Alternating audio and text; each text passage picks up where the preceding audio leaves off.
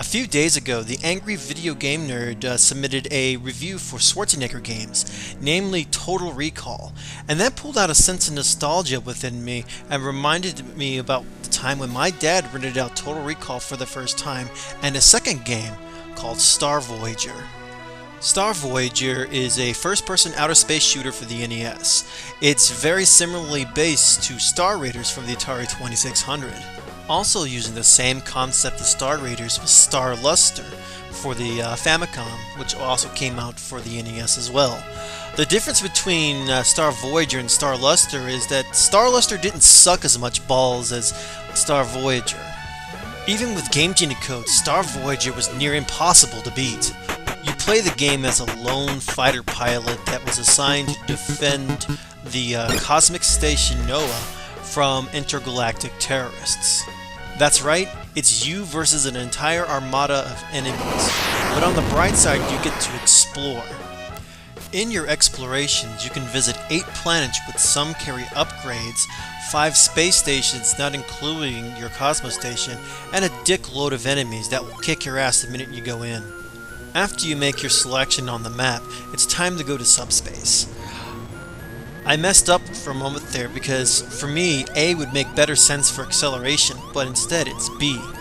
And I tend to always fire when I'm really truly meaning to accelerate, and that will get me into trouble. The boxes on the left, on the top left, indicate how many squares in the grid that you're going to move. And you can charge up by just going slightly under maximum speed.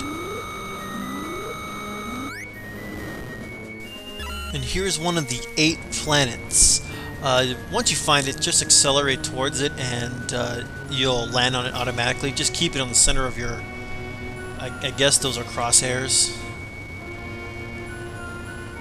Just slowly approach.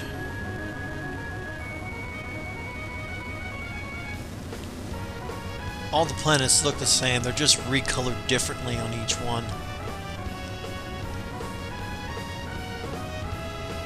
Go. Oh, what? Ah, son of a bitch.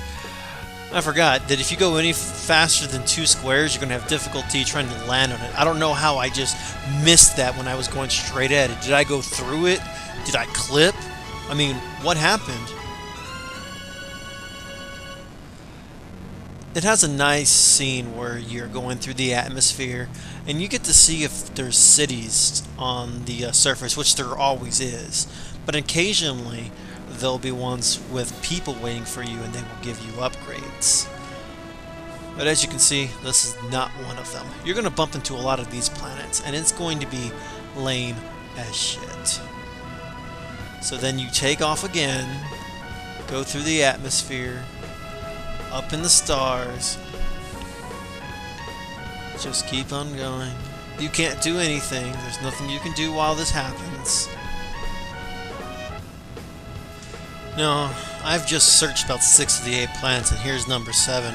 It gets lame as shit, like I said. I didn't want you to go watching me going from planet to planet, so I went ahead and just skipped over a bunch of them that had nothing on them. Let's see what this one has.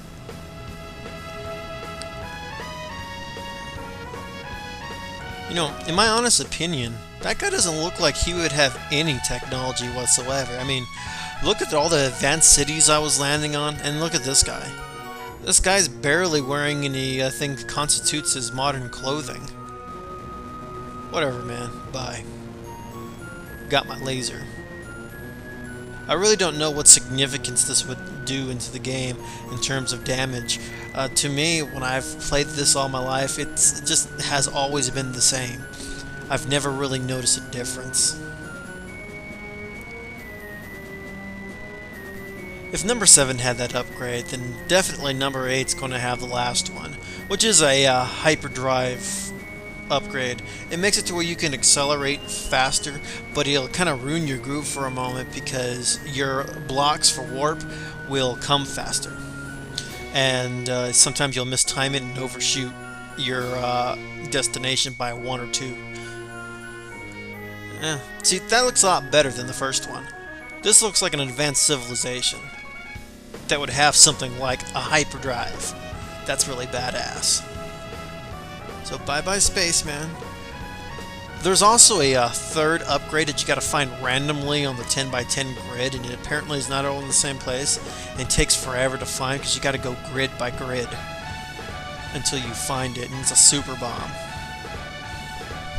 Well, since there's not much else to do except for find that smart bomb, let's go ahead and try to engage the enemy. The enemies are endless unless you can find the mothership that reproduces all the spaceships. Now, I've never really seen what it looks like. I chase after the odd-looking one, and that's it. I mean, what else can I do? Oh god, they hit so much. Just look at how they just throw everything at you. They never miss. No matter how hard you try, no matter how hard you turn, they always seem to hit you. There's no way to avoid it. So you're going to take damage, and there's nothing you can do about it. And every time you turn, they can turn just as fast as you. It's like they know exactly what you're going to do before you do it. I mean, look at it. They're everywhere. It fucking pisses me off. Holy shit. They're everywhere. And every time they hit you, it fucking slows you down or stops you. Oceans of squiggle dicks, man. I'm fucked. I'm so fucking fucked right now. I should go off to a space station, but I don't want to. I mean, I did put the game code for Infinity Life Pods, right? No, of course it's not gonna fucking work. This right here is the space stations you need to go. They work like the planets. You go at them for a certain speed, and this is how you repair and refuel. However, certain repairs cannot happen unless you go back to your original station, indicated by the blue dot on your radar. You go through this little thing where you hook up, and space spins, and they kind of kick you off like you're done, get the fuck off my shit. And then it recharges all your fuel and repairs all your damage. I'm in bad need of some repairs, man. No! This is exactly what I fucking mean. I pressed A to slow down my ship, and I fired upon the station. A should be speed control, not the fucking lasers.